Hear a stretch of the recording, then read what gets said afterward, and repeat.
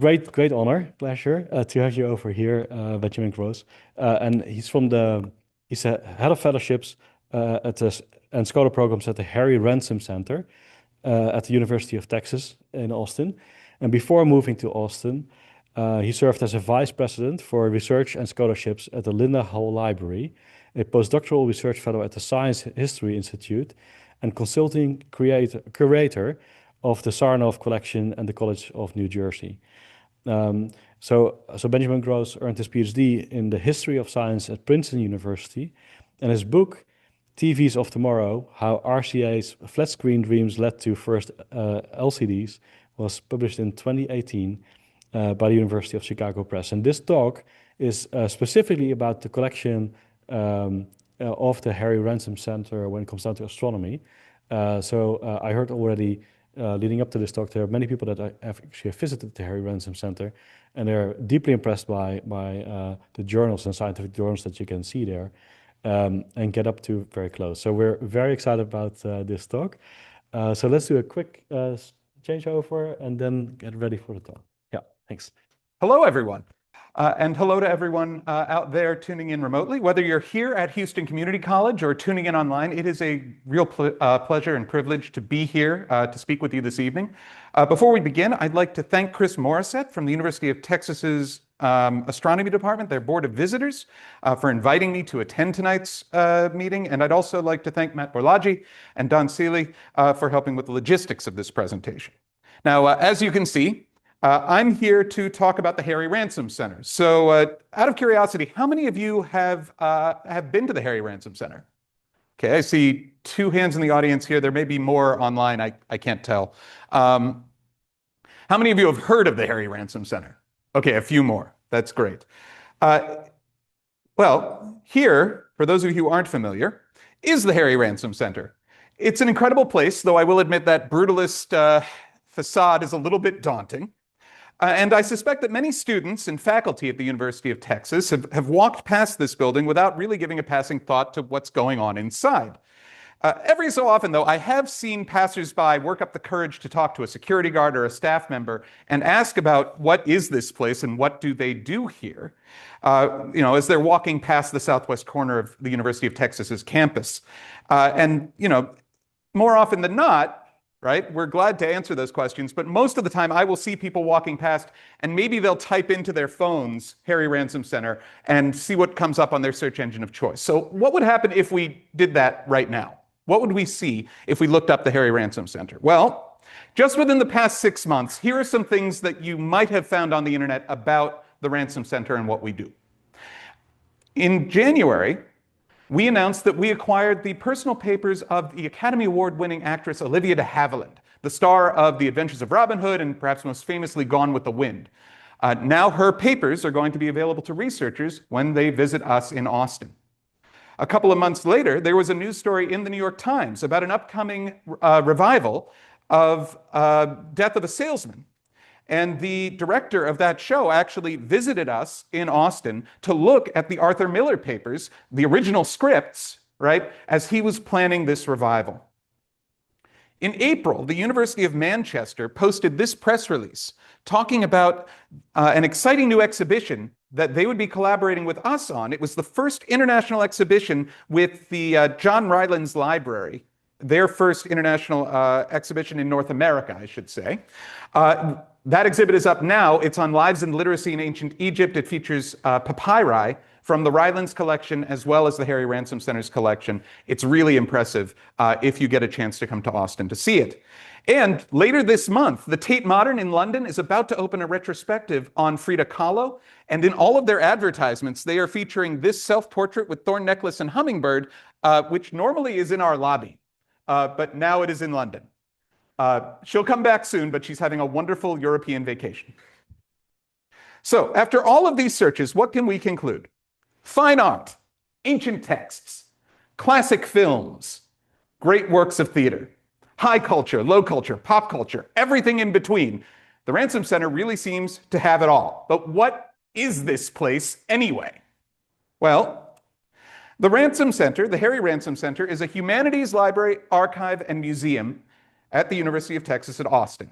You can get a sense of our collections here. We have over 42 million manuscripts, 5 million photographs, 1 million books, 100,000 works of art, and as you've seen, we're still growing. This remarkable institution can trace its origins to our namesake, Harry Ransom, who was an English professor who joined the University of Texas's faculty in 1934. And as you can see, he rose up through the ranks rather quickly to become first the Dean of the College of Arts and Sciences, the President of the University of Texas, and then eventually the Chancellor of the whole University of Texas system. Throughout his career, Ransom sought to make the University of Texas into an international destination for humanities scholarship. Now, UT already had a rare book collection, but he imagined building something much grander. He outlined that vision in a speech at a December 1956 meeting of the Philosophical Society of Texas, and this is a quote from that speech. "I will propose tonight," he said, "that there be established somewhere in Texas, let's say in the capital city, a center of our cultural compass, a research center to be the Bibliothèque Nationale of the only state that started out as an independent nation." It was an appealing vision. And in 1958, thanks to Ransom's continued advocacy, the University of Texas established a new humanities research center and started expanding its collections. Now, rather than compete with some of the more established libraries on the East or West Coast that focused on early modern collections, they decided, under Ransom's leadership, to focus on modern literary collections, particularly in England and the United States. They would buy entire libraries, but also literary manuscripts, so you could trace the development of a work from original draft through proofs all the way to publication. As a result of this strategy, by 1969, the Humanities Research Center, I almost called it by its current name, their collections had exploded. They had acquired 4 million manuscripts by one estimate, 2 million photographs, and around 1.2 million books. Ransom became known as the Great Acquisitor and was somewhat notorious in England as someone who was stealing away their cultural patrimony, as you can see from this cartoon, appropriately enough, by the Houston Post, warning that the Texans have struck again. But it was hard to deny the foresight and the efficacy of Ransom's vision. In 1972, the collection had grown so large that we had to move to a new building.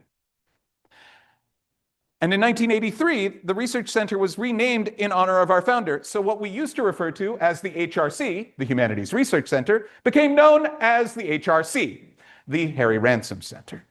Now, if you were to come and visit us in our full-size version of that building, you would see some amazing cultural treasures immediately when you walked into the lobby.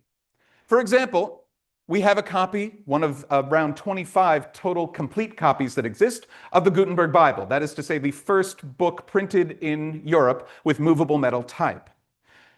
Mere steps away from that, you could see what is often considered the first photograph ever made. This is the Niepce heliograph made by Joseph Nicephore Niepce around 1827, so it's about to celebrate its 200th birthday. And they're both, as I say, very close to each other when you walk into the building.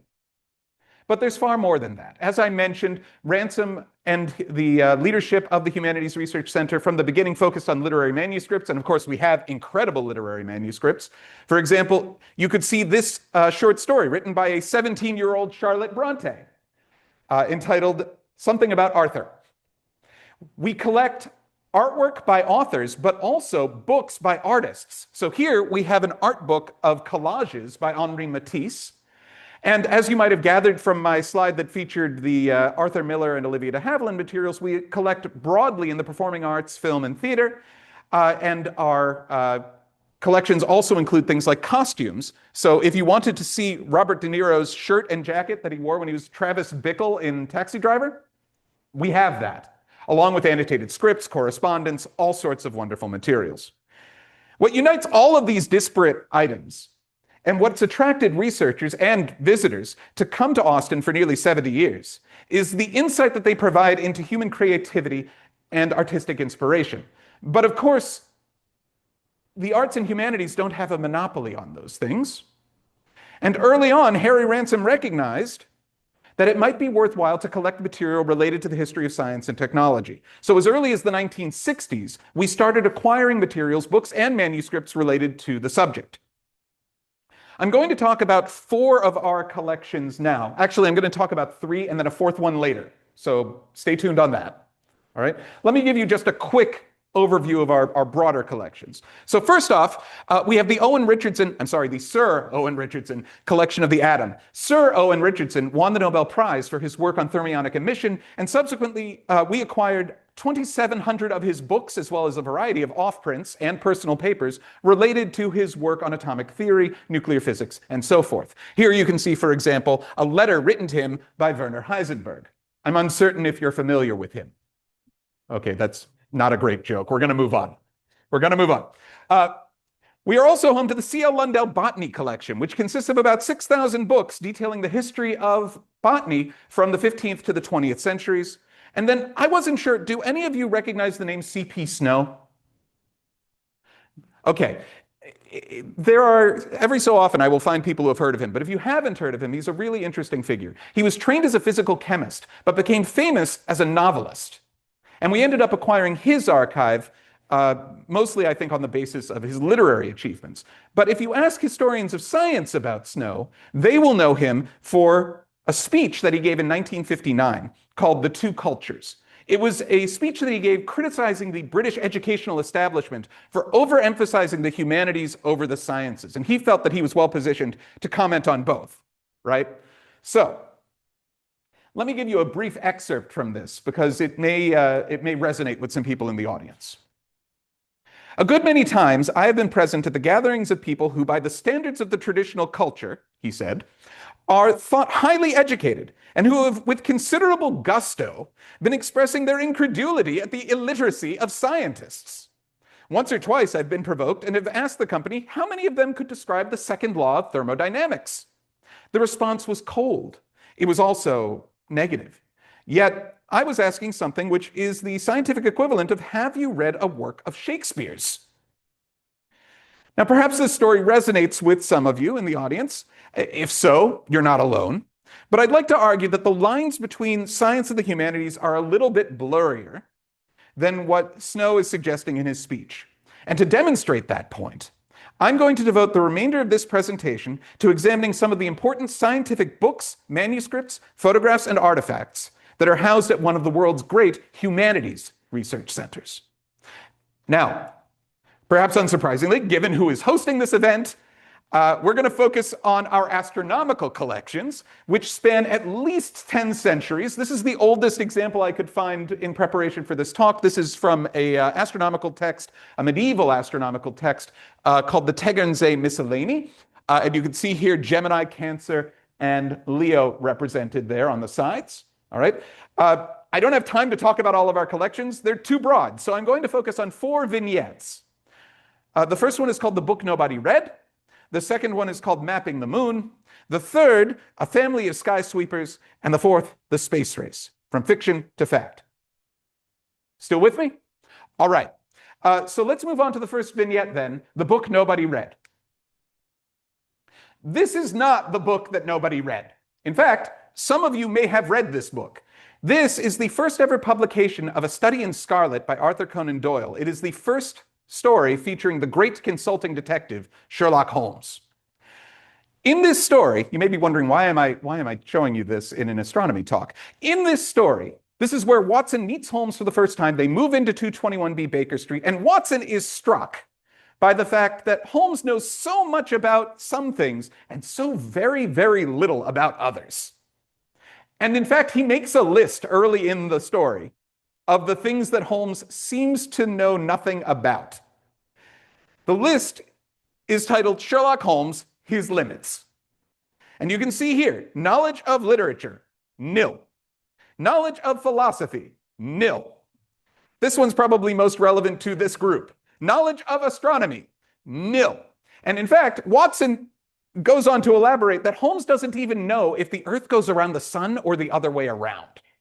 And he confronts him about this, which is even more entertaining.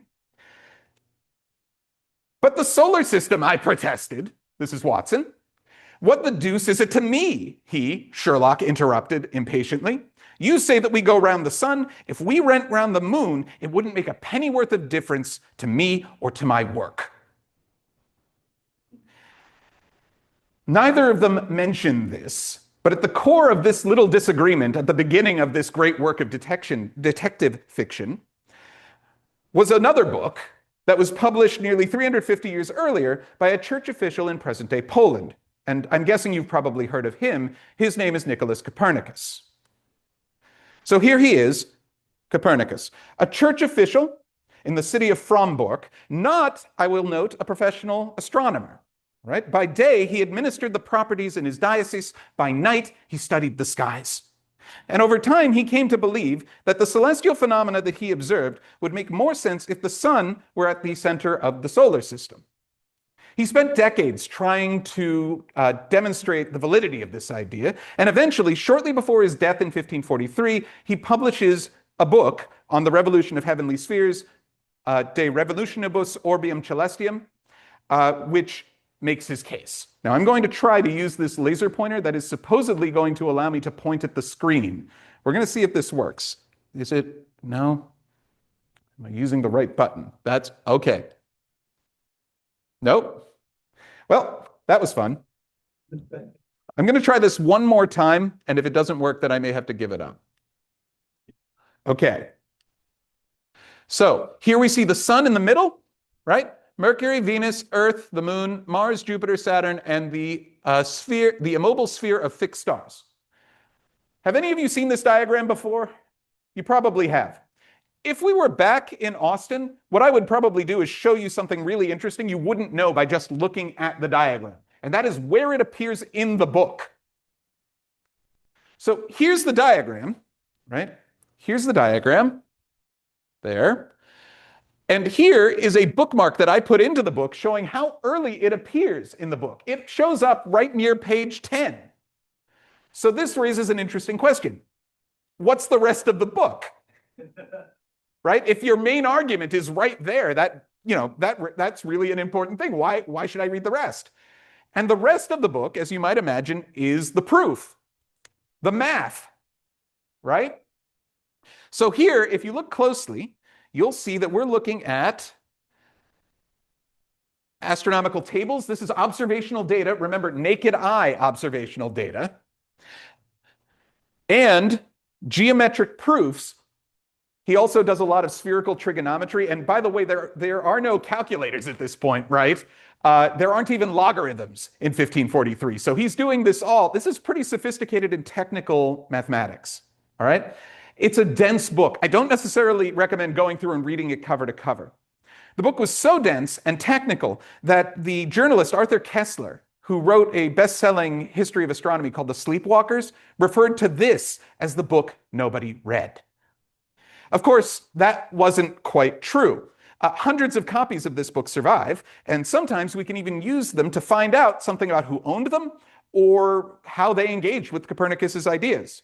The Harvard-based historian of science, Owen Gingerich, went so far as to compile a census and wrote a book about his search for Copernicus's audiences, which he entitled, appropriately, The Book Nobody Read. This is a much easier read than the original Copernicus, for the record. Gingrich's title is meant to be ironic. You can see, for example, annotations in some copies that really let us see how people are engaging with Copernicus's ideas. What's not obvious is whether or not they actually believed that the sun was in the center of the universe. Because part of the problem was when Copernicus died, a Lutheran minister named Andreas Osiander had published the book with a preface, anonymously, by the way. He didn't label that he wrote it, saying this was really more of a hypothetical concept. Think about it as though the sun were in the center. This is what it would be like, right? And there were a lot of people who, even if they weren't sure whether or not the sun were in the center of the solar system, it made sense and it made things easier computationally to imagine that it were, right? But we don't know how many people actually believed it. According to one estimate, between 1543 and 1600, there were only about 10 people in all of Europe who were committed Copernicans. The person you see on the right here was one of them. His name was Michael Maestlin. There he is. And he taught mathematics at the University of Tübingen in present-day Germany. He incorporated mathematics in Copernican mathematics into his lectures, and eventually won over one of his students who was very enthusiastic about this idea. His name was Johannes Kepler. So Kepler really liked the idea of a Copernican solar system as opposed to the older Earth-centered or Ptolemaic, right, named after Ptolemy, the older Earth-centered geocentric Ptolemaic system, right, for a couple of reasons. One, it made sense of a couple of issues with planetary motions that didn't really make sense with the Earth-centered model, namely the retrograde motion of the outer planets, right? It also, for philosophical or religious reasons, made more sense to have the sun, right, the shining radiance of the divine creator in the center, not just orbiting the Earth, right?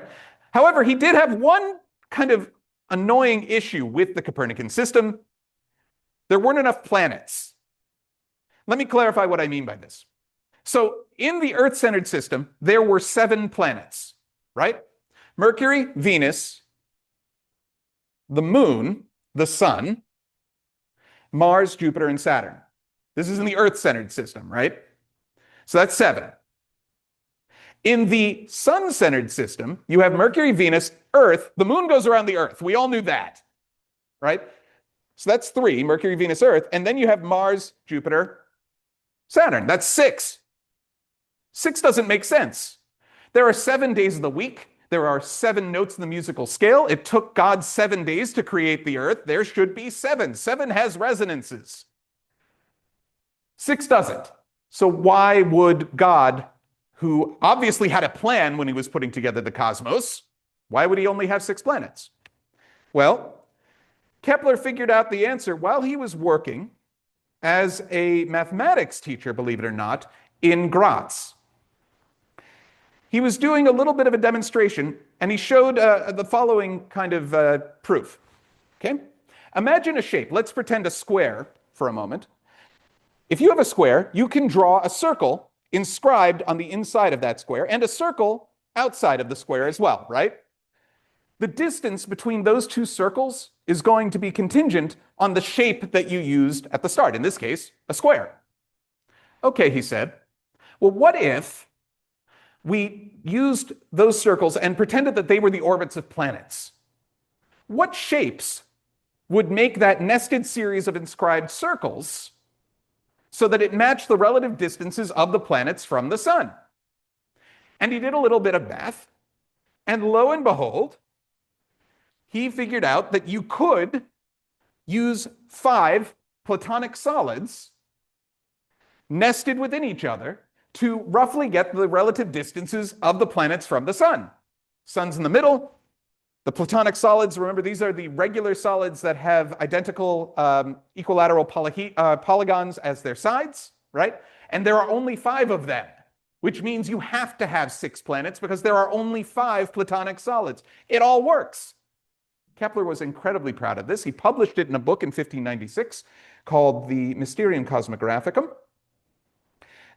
This is a 2nd edition in the Ransom Center's collection. It's one of the few books he actually published a 2nd edition. He would eventually give up on this model. I want to emphasize that. But he was consistent in his pursuit of harmony.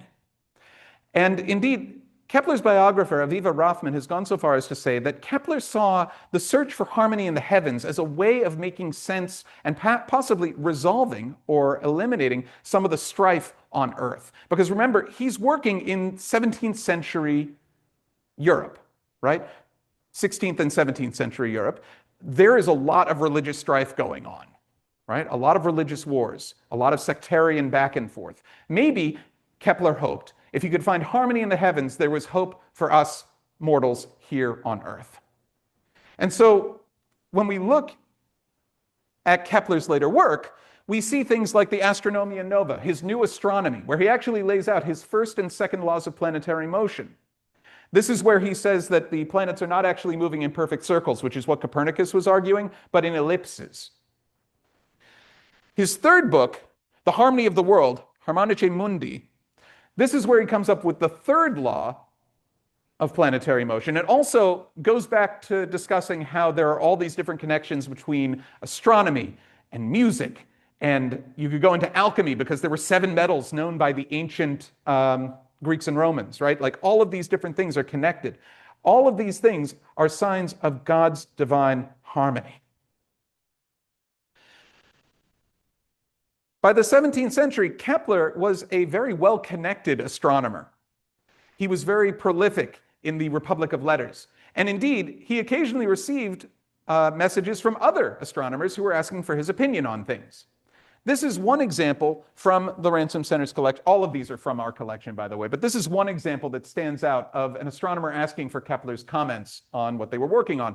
This is a conversation with the Starry Messenger by Kepler. Some of you may know about the Starry Messenger. It's a book by Galileo. It's the book where he describes what he saw when he looked through a telescope. And so he's writing to Kepler because he said, I've seen some strange things when I've looked up in the sky with the telescope. It looks like, for example, Jupiter has moons, right? And if that's the case, that means that we're not the only planet with a moon. That's really interesting, wouldn't you say? And Kepler essentially agrees. He does think that's interesting. Now, some people might think that this book that Kepler's responding to, which sadly we don't own a copy of at the Ransom Center, by the way, so if any of you have a copy of the Starry Messenger and you're looking for a home for it, please let me know. Some people might think the Starry Messenger was the thing that got Galileo famously in trouble with the church, right? Because it raised kind of circumstantial evidence about the possibility that Earth wasn't in the center of the solar system. It was just one planet among many. That's not exactly true. This is the book that actually got Galileo into trouble with the church. All right. Galileo had been interested in Copernicanism for a while. He had written about it, spoke about it, and even went so far at one point as to dispute biblical verses that described the sun moving around the earth, which was something that the church didn't really care for. And they issued a warning in 1616 that forbade him from teaching heliocentrism as a theory that was literally true. He could still talk about it hypothetically. And indeed, in 1624, he actually received permission from the Pope to write about the geocentric and the heliocentric systems, hypothetically comparing them and looking at the strengths and weaknesses of each. And so Galileo went and did that. And, well, the funniest thing happened. Because the book that he wrote, the Dialogue on the Two Chief World Systems, or the Dialogo, it's framed as a dialogue. And I'm going to try once again to use this pointer. I don't know if it's going to work. Okay, let's see. Is it? Yep, there we go. So we have 3 people here. This is Salviati, who is our Copernican. And you can tell because he's got Nick Capern down on his robe there. We've got 2 other people. We have a neutral party named Sagredo, and then we have the person arguing for the Ptolemaic or geocentric system, and his name is Simplicio. And he does not come across well in this story at all. And needless to say, the Pope was not super thrilled. By the way, this title page here, there's a strong sense that you know which side Galileo's on even before you read the book, and I'll show you why. You remember that picture we looked at of Copernicus earlier? This one? Doesn't really look like that guy. Looks a lot more like this guy. And indeed, the later editions, they do change it, so it looks more like actual Copernicus. So this is the thing that got Galileo into trouble with the Pope. It wasn't because he was talking about heliocentrism, it's because he ignored the Pope's instructions and treated him like a fool. The Pope was not thrilled, put Galileo under house arrest, and now the Galilean affair has become this kind of prototypical example of science versus religion, when it's really more about Galileo being a jerk and not, following, good politics in the Vatican at the time. It's definitely worth noting that the case for Copernicanism was not as clear-cut as Galileo would claim. His evidence was mostly circumstantial, and the thing that he was most proud of, that he really believed in this book would back him up and make it clear that Copernicus was the winner in this debate, was his theory of the tides, which was completely wrong. Indeed, for decades to come, the exact status of which was the right structure of the solar system remained to be decided. And we can see that in this book here. I really love this book. This is called the Almagestum Novum, the New Almagest. That's a new version of Ptolemy's ancient Greek astronomical text. It's written by a Jesuit astronomer named Giovanni Battista Riccioli, published in 1651, so a couple decades after Galileo does his thing, right? What we see here is this beautiful allegorical frontispiece that summarizes the argument of the book. I will explain. Here on the left, we see the mythological watchman Argus, who is covered with 100 eyes. He represents astronomers because he can observe everything, right? On the right, over here, we can see Astrea, the virgin goddess of justice, also known as the constellation Virgo, as embodied by this zodiacal belt that she's wearing. She is carrying the scales of justice, and on either side there is a solar system. And if you look closely, you will see that this is the Copernican system. Sun in the middle, Mercury, Venus, Earth, Mars, all the rest of the planets. But that one isn't the one that is winning, that has more weight to it. That one is this one down here, right? This is what's known as the Tychonic, after Tycho Brahe, or the geoheliocentric system. So we have the Earth in the center, the Sun going around the Earth, and then other planets going around the Sun, going around the Earth. Computationally, these two systems are equivalent. All right? You can use either and get equally accurate observational results. But if you want to keep your Earth in the center of the solar system, you want to stick with the one that's way down at the bottom. By the way, the Ptolemaic just standard Earth-centered system, that's down here rolling away. Indeed, it would take until the 17th century discovery of stellar aberration and the 18th century discovery of stellar aberration and the 19th century discovery of stellar parallax to confirm that the Earth actually was moving around the Sun. This book is not really known for its discussion of Copernican versus Tychonic theory, although this frontispiece is very well known. Why people know about it today is the reason that I'm using it to segue into the second of our 4 vignettes, which is this diagram. Because in the Almagestum Novum, Riccioli, along with a fellow Jesuit named Francesco Grimaldi, published this beautiful map of the moon. And what differentiates this map from other maps of the moon, or other drawings of the moon, like the one that Galileo published in 1610, is that Riccioli came up with names for all the landmarks. The craters were going to be named after astronomers, both ancient and modern. So here, for example, we can see Hyginus. Hipparchus is around here. So there he is, Hipparchus, right? These are ancient astronomers, right? We can also see the darker areas. He was the one who said, oh, these are like oceans or seas. And if you look really closely here, you'll see this big one here is labeled Mare Tranquillitatis, the Sea of Tranquility. This is where those names came from, is this book. All right? This was, the introduction of the telescope. There was a lot of interest in mapping the moon. And, Riccioli was one of them. He was not the only one. We have other books related to the subject, like Hevelius's Selenographia.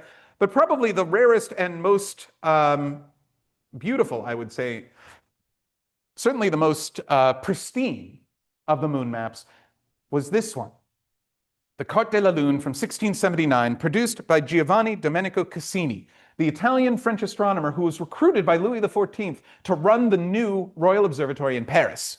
You can see him in this picture pointing at the observatory that's under construction.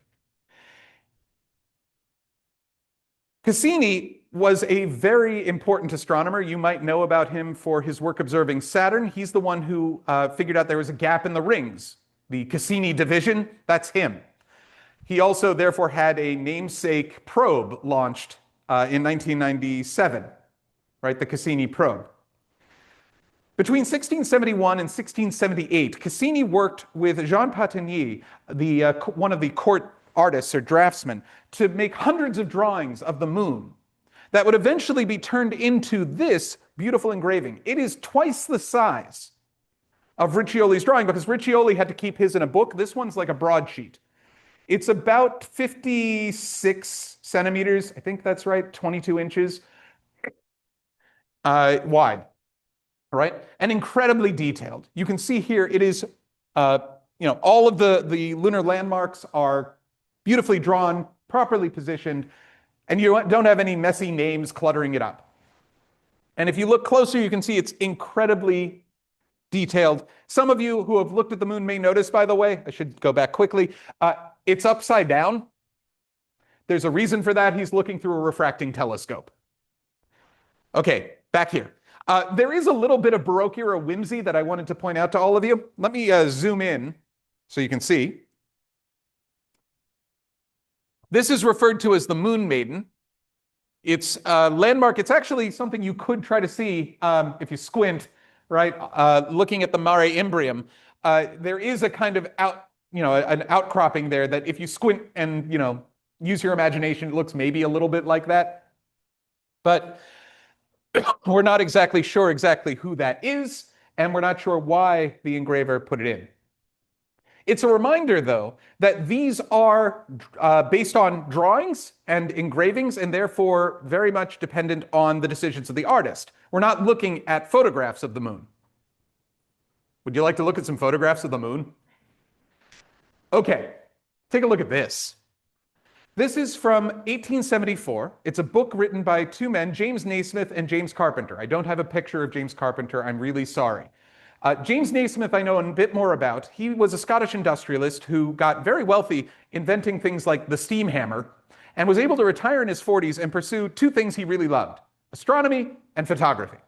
And so he and Carpenter collaborate, and they put together this book called The Moon, Considered as a Planet, a World, and a Satellite. And look at these photos that they're able to take. These are pretty incredible, right? Here you can see in the center the crater Copernicus, and on the far right of the screen, Archimedes crater and the lunar Apennines. These pictures are too good to be true. And that's because they are too good to be true. And he's very upfront about this, photographic technology and telescopic technology in the 1870s wasn't good enough to get pictures of this level of detail of the moon. He explains in the introduction that he based this on drawings, but to present the drawings with as near an approach as possible to the absolute integrity of the original objects, the idea occurred to us that by translating the drawings into models, which when placed in the sun's rays would faithfully reproduce the lunar effects of light and shadow, and then photographing the models, right? That would be the way to produce the most faithful representations of the original. So what you're looking at here are actually plaster models of the moon based on very detailed observations, which were then photographed. It would take a couple more decades to get really high quality photographs of the moon using actual telescopic observation. Photos like this. Right? This is a photograph. We have a small portfolio of photos from Mount Wilson Observatory that were gifted to us by the widow of a former director of McDonald Observatory at UT. And one of the photos, which I really love, is this one of the moon, the northern portion of the moon at last quarter, made with the 100-inch reflector from September 1919. Right? This was made with the same telescope that Edwin Hubble used in his observations. We know a little bit about the people who were using it. It's likely this was taken by a gentleman named Francis Pease, who was a mechanical engineer hired by George Ellery Hale when they were building Mount Wilson, and he was very good at taking these sorts of photos. Some of his photos were even incorporated into Gerard Kuiper's lunar atlas in the 1960s down the line. They were that good. I should also note that we have pictures that are not just of the moon from this set, and because I'm with an astronomy society tonight, I wanted to share a few of my favorites. Check these out. So here we have the Whirlpool Galaxy M51. This was made with the 60-inch reflector, not the 100-inch. It's still a very nice picture. And then I'm partial to this photograph of the Horsehead Nebula, also made with the 100-inch reflector, right? A 3-hour exposure. Look at that, right? Over a century later, it's hard to dispute the results. All right, so here endeth the second vignette. Remember at the beginning of this presentation that I mentioned that there were 4 collections in our astronomy holdings that I really wanted, or sorry, our history of science collections that I wanted to highlight, and I was going to get to the 4th later. Now is that time. It's time for the 3rd vignette, our 4th collection, A Family of Skysweepers. Because it turns out that the Harry Ransom Center is home to a remarkable collection of about 44 boxes of letters, correspondence, notebooks, etc., belonging to the Herschel family. William, his sister Caroline, and William's son, John. William was a musician originally and traveled to Britain when he was 18 from Germany to pursue a musical career. But he got interested in optics and started teaching himself how to make his own telescopes, eventually making some incredibly high-quality instruments, sometimes with help from his sister, Caroline. John, who I feel bad about showing here in kind of later in life, but it's a really good photograph and it's also in our collection, so I wanted to show it. John also would pursue his father's astronomical career path, among many other things. We'll get to him. But let me tell you a little bit about William and Caroline first. William is probably the best known of the bunch among current-day astronomers, mostly because of a paper that he published in 1781. This is from a copy of the Philosophical Transactions of the Royal Society that is in the Ransom Center's collection. It's entitled An Account of a Comet, and he says, on Tuesday the 13th of March, between 10 and 11 in the evening, while I was examining the small stars in the neighborhood of Eta Geminorum, I perceived one that appeared visibly larger than the rest. And then he proceeds to describe his observations. This gets published. People start reading it, try to replicate what he's seen, and they soon discovered that this is no ordinary comet. This is something different. It seems to be moving with a different periodicity, and its distance from the sun, well, it almost seems like it's a planet. But that can't be right. We know this. There haven't been any new planets discovered since antiquity. Until now. Herschel decided that this should be called the Georgium Sidus, the Georgian star. Or if you noticed on this drawing earlier, there's actually a little thing that says the Georgian planet with its satellites. Why can't I get this laser pointer thing to work? Forgive me, folks at home. I'm trying to do a laser pointer at my screen as opposed to the projection. There we go. The Georgian planet and its satellites. This would, hopefully win favor with the King of England, George III, right? Demonstrate that he was a patriotic Briton and hopefully win the favor of the king. Other people thought it should be named something else. In fact, into the 19th century, here is a 19th century, that is not it. Here is a 19th century frontispiece from an astronomical textbook we have at the Ransom Center. It is an orrery, right? And if you look closely, you'll see the sun and all of your favorite planets. Mercury, Venus, Earth, Mars, Jupiter, Saturn, and say it with me now, what comes next? Herschel. It's Herschel. The planet is called Herschel. But Uranus, that's a catchy name. And in fact, Johann Bode, the German astronomer, was the one who said, maybe we should stick with the mythological theme here and not name it after the king of one particular country. And that's why today, that comet that William Herschel saw is known as Uranus. Right? Now, once he discovers Uranus, as you might imagine, William Herschel is at the top of the astronomical world. He can pursue whatever kind of project he wants. And he decides he's going to do a systematic sweep of the sky, as he referred to it, cataloging everything that he saw and marking down its coordinates. Right? But he wouldn't be doing this alone. He was assisted very much by his sister Caroline, who originally was just kind of an assistant, like helping to make lenses for the telescopes, but later on was actively participating in the observation process, helping to mark down coordinates, figuring out where things fell in star atlases, translating the coordinates into tables, right? She was doing all of this. We actually, I say we, the Science Museum in London, we don't have it. The Science Museum in London has the 7-foot Newtonian reflecting telescope that Caroline Herschel used while helping with these observations. William made it for her, which was very nice. It's a very nice sibling gift, right? And eventually, Caroline would become a discoverer of her own. You can see here, she also published an account of a new comet in 1786. This one actually was a comet. And this was published in the Philosophical Transactions of the Royal Society. She was the first woman to publish a paper there. And eventually she would discover several more comets. She would become the first woman to receive a stipend for conducting astronomical observations from the King of England. And she would later become an honorary member of the Royal Society. Now, what I love about Caroline Herschel, beyond all of these impressive achievements that she has, is that we have a lot more papers and notes from her at the Ransom Center than we do from William.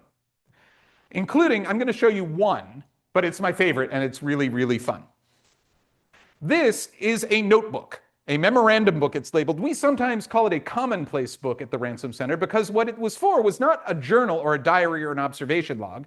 It was a place where she would write down ideas that she might want to consult later, right? And use it as a kind of reference work. In fact, she wrote a note to her nephew explaining the book in the front of it.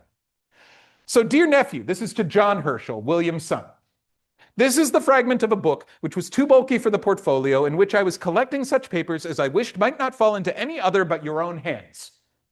They contain chiefly answers of your father to the inquiries I used to make when at breakfast, before we separated each for our daily tasks. So what you're going to see now are little excerpts, right? Little snippets of what it was like to be at the breakfast table with William and Caroline Herschel, brother and sister astronomers. All right. So on the left here, we have a 2-page spread description of astronomical instruments, comparing the naked eye, Newtonian, Gregorian, Galilean, and Herschelian telescopes. Please don't ask me to explain the difference between them. I get confused. But she's marking down the diagram so she won't get confused later, right? Here, we can see that she's marking down, these are more reference tables for her own work later. One of the things that the Herschels were trying to do was come up with a systematic catalog of nebulae, which referred at that time to anything that wasn't a star or a planet, right? So especially blurry things.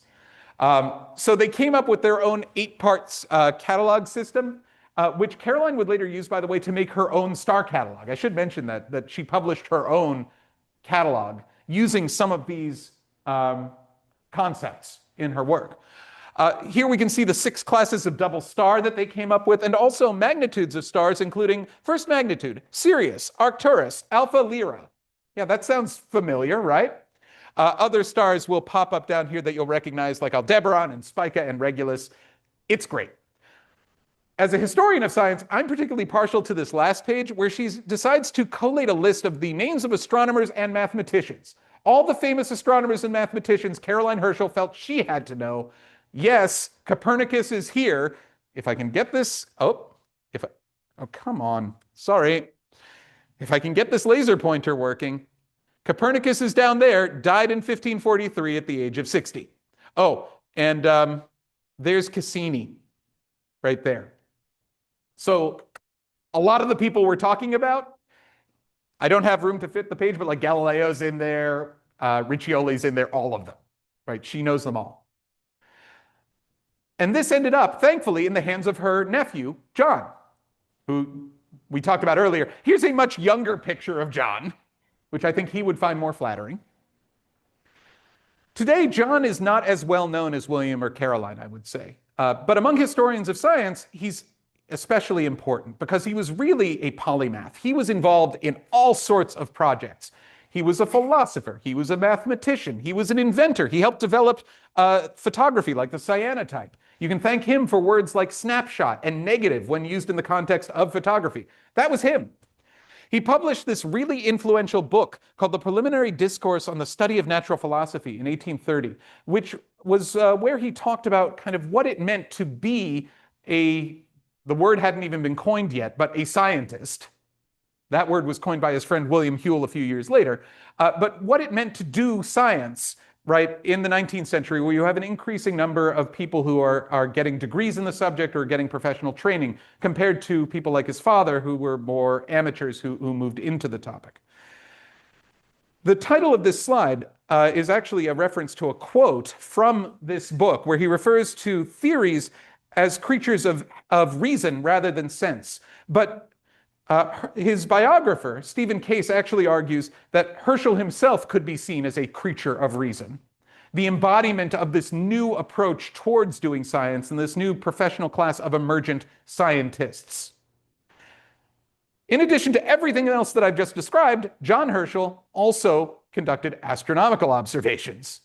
And in the 1830s, he decided to go all the way to South Africa to continue his father's work. William and Caroline had swept the skies nearly completely, and they had seen the northern sky very clearly.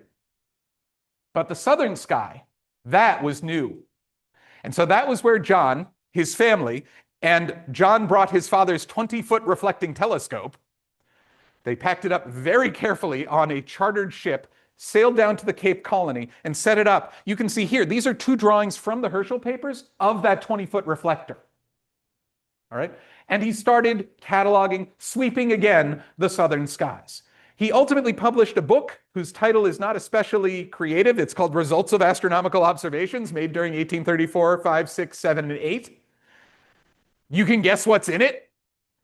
We're talking about something like 1,700 nebulae. He did observations of the Magellanic Clouds. He looked at sunspots. He was a busy guy. But he wasn't too busy to welcome the occasional visitor. And he actually did get one rather noteworthy one. This guy, Charles Darwin. You might have heard of him. In 1836, he was on his way home on the HMS Beagle, which had just traveled around the world. They had already stopped at the Galapagos, and he's going back, going around the Cape of Good Hope, and they stop at the Cape Colony. And Darwin, in his Beagle diary, which we do not have at the Ransom Center, but which thankfully survives, right, notes that in 1836, he actually had the chance to dine with Thomas Maclear, the astronomer, with Colonel Bell, and with Sir J. Herschel. The last was the most memorable event which for a long period I had the good fortune to enjoy. Herschel was one of Darwin's heroes. He had a copy of the preliminary discourse, and he was thrilled to have the chance to meet the man face to face.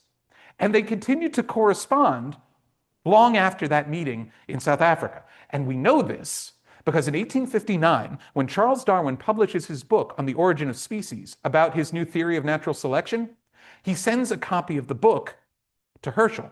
And we know that because that copy of the book and the letter he sent is at the Ransom Center. So here is that letter, or at least the first page of it. My dear Sir John Herschel, I have taken the liberty of directing Murray, that is John Murray, Darwin's publisher, to send you a copy of my book on the origin of species with the hope that you may still retain some interest on this question. I will tell you this much, John held on to that book. And again, it is a sign of just how major a figure John Herschel was in his time. That not only were he and Darwin corresponding with each other, but when they both passed away, they were buried next to each other in Westminster Abbey. Of course, John also discovered occasionally that celebrity could have some downsides. For example, while he was in South Africa, a journalist in the New York Sun decided to publish an article in which he claimed that John Herschel at the Cape of Good Hope had observed life on the moon. And you can see some sketches in this pamphlet here, unfortunately not at the Ransom Center, but at my old job at the Linda Hall Library, of these bat-winged human-like creatures on the moon. And John Herschel said he saw them, or so the New York Sun claimed, right? A couple of articles like this were run for about a week. And after a week or so, they stopped running, and eventually it was revealed that this gentleman, Richard Adams Locke, had co-opted John Herschel's name and reputation to publish these articles, mostly not to try to actually claim there was life on the moon, but to make fun of people who were wondering if there was life on other planets. Those articles were subsequently compiled in this anthology, which we have at the Ransom Center, called The Moon Hoax. And it's interesting for a couple of reasons, both in and of itself, right? But also for, I would say, two other reasons. One, as a sign of how scientific authority and scientific ideas were being talked about in 19th century America, but also the ongoing popularity of the idea of life or maybe just traveling to other planets. And so this is where we get to our fourth vignette, the space race, from fiction to fact. There is a very long literary tradition of voyages to other worlds. One of the earliest that I was able to find in preparation for this talk, this is not the first edition of this. This is a translation of a book by Cyrano de Bergerac. Yes, that Cyrano de Bergerac. He was a real person, a playwright, and also a novelist, who wrote The Comical History of the States and Empires of the World of the Moon and the Sun. This is an important book in the history of astronomy, not just because it's about the moon and the sun, but also because it is arguably the first ever book to describe traveling to space using rockets. The narrator in this book tries a variety of different methods to get to space and eventually succeeds using firecrackers, essentially, attached on the outside of his vessel. The idea of coming up with some fantastical way to break free of Earth's gravity and get into outer space persisted for centuries beyond Cyrano. Some of you might have read From the Earth to the Moon by Jules Verne, or The First Men in the Moon by H.G. Wells.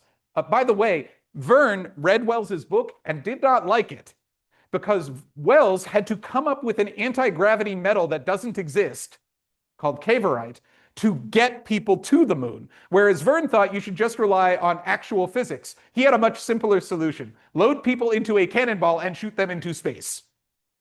You can see it there, right? The idea of traveling to the moon persisted well into the golden age of science fiction, and one of the things I've been very excited about since I've been at the Ransom Center is how much material we have related to science fiction and its history. Like, look at these amazing pulp magazines we have. These are all the classics, amazing stories, astounding science fiction, Galaxy. All of these, by the way, have something to do with the moon on their cover, which is great and convenient given the previous couple of stories, right? I want to point out on this one, the last one on the right there, Galaxy. It's got a story in it called The Other Side of the Moon by Willy Ley. Has anyone ever heard of Willy Ley? Willy Ley is a really interesting character. He was born in Germany. He was part of the Verein, the Verein für Raumschifffahrt, which is the Society for Spaceflight. So he was in the early rocketry societies in Germany and eventually traveled to the United States, where he became a science communicator, started advocating for things like NASA, right? Very interesting character. He was not as well known as his fellow member of the Verein für Raumschifffahrt, Wernher von Braun. Wernher von Braun was, to say the least, a problematic and controversial figure, because he oversaw the V2 program for the Nazis during World War II before he was snatched up as part of Project Paperclip by the American military, brought to the United States, and eventually placed in charge of the Marshall Space Flight Center in Huntsville, where he helped oversee the development of the Saturn V rocket. However, in the mid-1960s, Willy Ley was a science communicator, but Wernher von Braun was a science communicator and a celebrity, to the point where other celebrities wanted to meet him, including Gloria Swanson, of all people. We have her papers at the Harry Ransom Center, and there are letters back and forth between her and NASA asking, pleading, I really want to meet Wernher von Braun. Can you make this happen? The answer, of course, was yes. And so here you can see Gloria Swanson meeting with Wernher von Braun and a signed photo to Gloria Swanson with esteem and affection, Wernher von Braun. I mentioned at the beginning of this presentation that we have about 5 million photographs at the Harry Ransom Center. This is, of course, just a few of them, these two, that touch on the history of the space race. We have many more. A lot of them are in the photographic morgue of the New York Journal American. This was a major newspaper run by the Hearst Corporation from the 1930s into the mid-1960s. And when I started poking around in the collection of photos that we received from them, and we're talking about 2 million or so photos just from them, there were some really interesting ones of the space race, both on the Russian side. So here we see animals that were involved in various Russian space experiments. And on the American side, here is engine testing at Hughes. What I really like about this collection is that you can see how the editors made decisions about what would ultimately make it into the paper. Let me give an example. Some of you may know about the Ranger missions, which were launched in anticipation of Apollo. They were essentially sending probes to photograph the lunar surface and get better maps before we sent astronauts to land there. These are two, a photograph and an object related to the Ranger 7 mission in 1964. Here we can see scientists at the Jet Propulsion Lab who are charting the course of the mission. But do you see also there are a series of marks on the photo? Let me see if I can actually do this. There we go. Here there's a K and another one and one down there. That's where they're cropping the photo before it gets published. So if you were outside of those marks, you're not showing up in the paper. On the right here, we can see a plate that was actually used to print a lunar map during coverage of Ranger 7. And what I'm so grateful for is that someone had the foresight to not just save the plate, but to save the picture. So we know what it looked like when it actually got into print. We have a lot of press coverage related to the Apollo program and all of the various programs leading up to it. Probably the most impressive collection comes to us from, of all people, Norman Mailer. For those of you who aren't familiar, Norman Mailer was a novelist. He was the author of books like The Executioner's Song, right? He was also a countercultural journalist, the co-founder of The Village Voice. In the spring of 1969, he ran for mayor of New York. He did not win, but that was okay because that left him free in the summer to go down to Florida to watch and report on Apollo 11. And this is some material from his collection. You can see he has a press pass from Life magazine, as well as some nice little, pieces of collateral there. I like the Snoopy sticker that says we should report this man to mission control.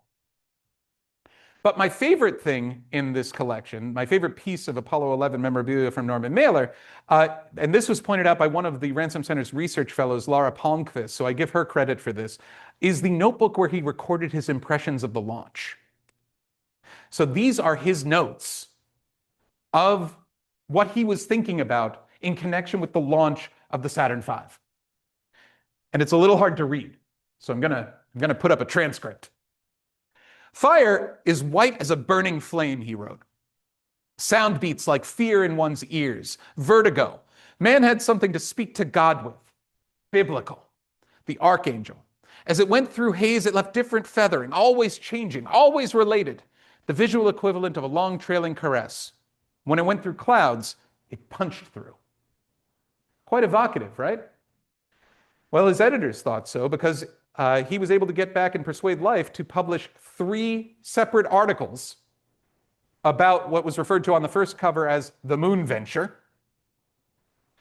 and then later turn it into a book, one of the first journalistic accounts of the Apollo 11 mission, called Of a Fire on the Moon. And you can see here, I am not drawing this, by the way. Whoever just marked up my slide, I did not do that. Another one of his evocative passages. Men would now dare to walk on an ancient and alien terrain where no life breathed, and beneath the ground, no bodies were dead. Right? Yeah, makes you think. All right, so this brings us to the end of our 4th vignette. So now that we've gone through all 4 of those, let's take a moment to reflect a little bit on what we've learned in this brief survey of the past 500 years or so of astronomy. Right? And more importantly, let's also think about the ways that collections like the one we have at the Ransom Center can help us learn about the history of science and reflect upon the broader trajectory of the discipline. To do that, I'd like to consider 2 images that I found in the Ransom Center's collection. The one on the right is from a special edition published by the Limited Editions Club in 1970 of From the Earth to the Moon. And this is an illustration by Robert Shore entitled Moon Seekers and Dreamers, and you'll recognize all the names, I hope, if you've been paying attention. Cyrano, Copernicus, Galileo, Herschel, and Werner. Right? When we look at this, it's a reminder that archival collections can shed light on the activities of individual scientists or authors, right? We can use their published books or articles or unpublished manuscripts to understand their successes, their failures, how they approached the task that they were pursuing, right? And we can see how they built upon the work of their predecessors or learned from their contemporaries to come up with new ideas about the cosmos.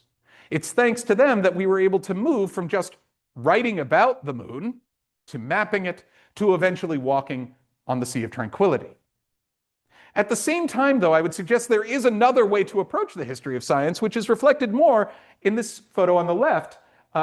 It's not really a photo, it's a drawing, It's from the Norman Bell Geddes papers. Bell Geddes was a industrial designer, theatrical designer, and he was recruited at one point to provide his idea for designs for the new Hayden Planetarium. So this is a drawing from one of his colleagues, Hugh Ferris, of what that might look like. Right? This is a reminder that we're not just talking about great individuals. Those individuals were working in a broader social and cultural context. And new ideas, new technologies, right? These all new visualization techniques, these all changed the way that people looked at, thought about, talked about, and, perceived the universe and their place in it.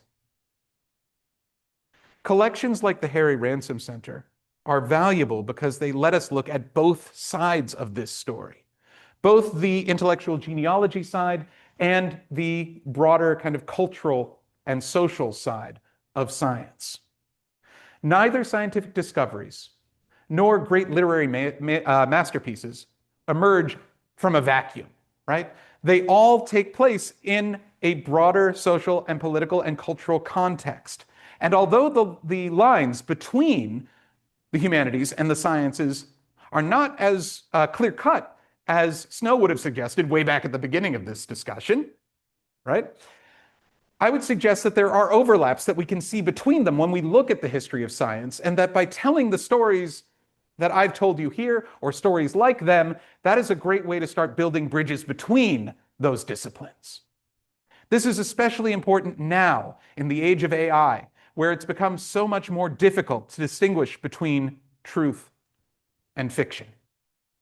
So, if you're interested in digging into some of these stories, and maybe you are, there are a lot of ways that you can do that.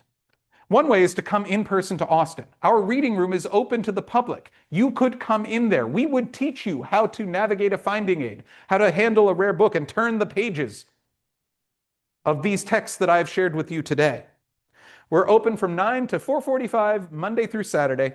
And if you want, I've left this slide up here so that you could, if you wanted to, take a picture of the QR code that gets you to our visitor page. We have a visitor form that you can fill out. You could also just visit our website. It's there, so don't worry too much about that. If you can't travel to Austin, that's understandable. It's a bit of a schlep. Sometimes it's hard to leave. We do have some material, but not a lot digitized. It's really the tip of the iceberg, but we do have some things digitized. You are welcome to visit our website and look at those materials. I will note that many of the things we've digitized are kind of landmark works, so things like the Gutenberg Bible has been digitized. That Sherlock Holmes story I shared with you as part of the digital collection.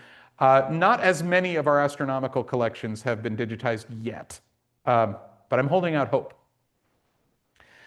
Also, if you're in Austin, I highly recommend that you come check out our exhibits. We have this one on Lives in Literacy in Ancient Egypt, which is going to be open into the middle of the summer. And then in August, we're going to be opening up 2 new exhibits. One about Gertrude Stein and literary modernism, and one about Harry Houdini. We actually own his library.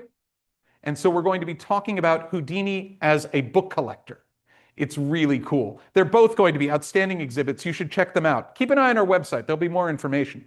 We also host a variety of programs, some of which are live streamed. So you don't even have to leave your bedroom.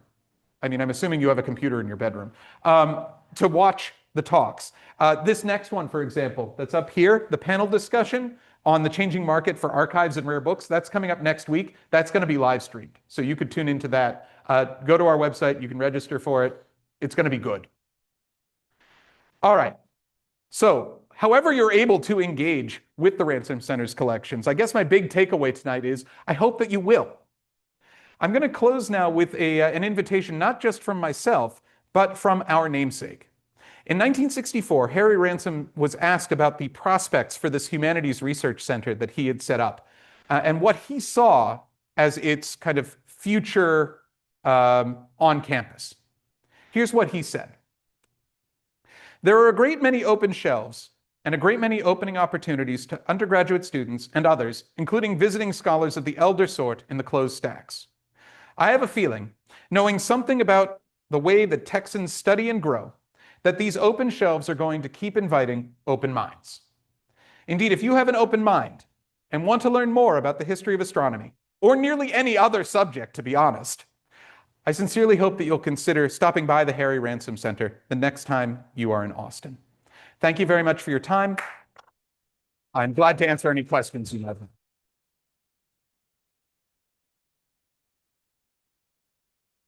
Not bad. All right. Yes. Okay. Do you want out to? of your way? Yeah. Okay. Let me. Well, thank you so much. It was an amazing talk. Oh, yeah. So, yeah, of course, we are a club of curiosity. So this was an amazing journey. Thank you so much. I have a small little present for you. Huh? Oh, Do we have questions. Questions. Are there any questions here in the room? Any questions here in the room? Yes. Yes. Your path. My path? Yes.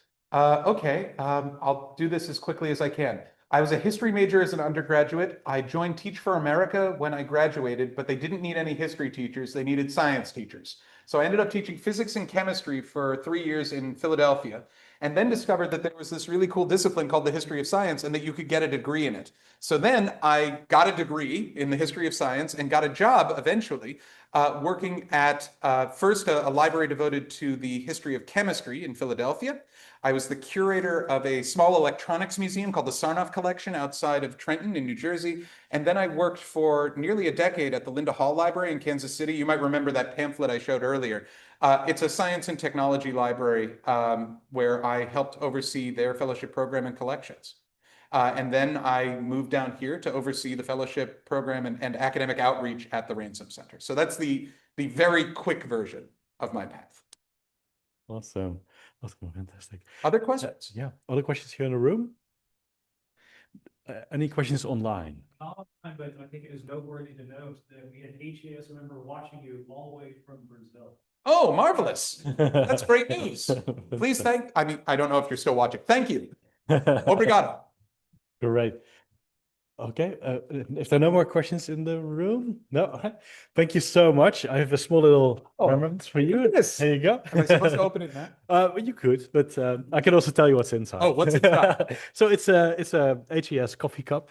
Marvelous. And on the side, you'll see by apparent size the Maché catalog. So The next time it will be Herschel's. Okay.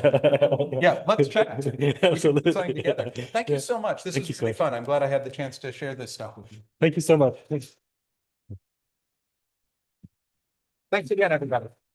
So let me quickly switch over to the other one. Yeah, please. This Yeah, is. I'll do that. Yeah. Let me see. Yes. Hey, it's me. Yeah, that's right. I'm still here. Okay, so I'll keep this short. So the next month's meetings we have well, I will update the dates there, but it will be in July. So it's the first week of July. We'll have the novice meeting on the Thursday, and then on Friday we have the general meeting. Keep in mind, this is wrong here on the slide, but we always have one error in the slide. So keep in mind that next month we're also going to start 1 hour earlier, like we did today. If anybody is still interested to catch up over dinner, come join us. For all the people online, thank you so much for tuning in. And for all people that are watching this recording, thanks for taking the time to watch this recording. We have many other YouTube videos on our YouTube page as well. So plenty of stuff to do during these cloudy nights. And soon we will see the stars again. So hey, Matt, before you sign off, let me just, what date are you advertising for the novice meeting next month? There was sorry. Yeah, I would have to look into that because there was a change there, wasn't it, Chris? For July? So July will be July 2nd. July 2nd. Yeah. Yes. Yeah. Because of the Independence Day, we are moving some stuff around. Correct. Yes. Yeah, that's right. When is the general meeting? Was it the week after? The week after. We also moved out the general meeting to the week after. The 10th. Yeah. It is correct on the website. We will also send an email out the week before. But thanks, Chris, for catching this. So keep an eye on your email and on the website. We have the correct dates. So that's July 10 then, right? That is July 10th. Yeah. Thank you. July 10th. And I just wanted to say thank you, Ben. That was really awesome. It was very wide ranging but everything connected. And it was, I was just amazed at how well you did that. Thank you very much, disembodied voice. That's Don Selly, by the way. Thanks, Don. I appreciate it. I'm sorry about that. That's all right. No worries. I can't see who's actually speaking when it's on the Zoom. Yeah. Yeah. Hey, listen, Ben, Chris Morissette here again. Thanks for coming over. Really appreciate it. Oh, it was a pleasure, Chris. Thank you for the invitation, and thanks for letting me share some of the stuff that we talked about previously. You bet. Absolutely amazing presentation. Thank you so much to HAS and to the Ransom Center. And I might be knocking on your door soon. You know, who knows? Maybe please do. That's why we're here. We're here. Maybe, there's no point in having all of this stuff if other people don't look at it. A curmudgeonly volunteer. Well, please stop by. We really do love it when people come to our reading room and use our collections. Well, I tell you what, this was another amazing presentation of the Houston Astronomical Society that has been really doing extraordinary work. Thank you to everybody that had anything to do with this. Our pleasure. Great. Great. Thank you so much. See you at one of the events. We have our 6 meetings. We have the Prime Night coming up, the outreach programs. Keep an eye on what we just shared. And if not, then at the next novice or general meeting. Thank you so much. Have a great night and clear skies.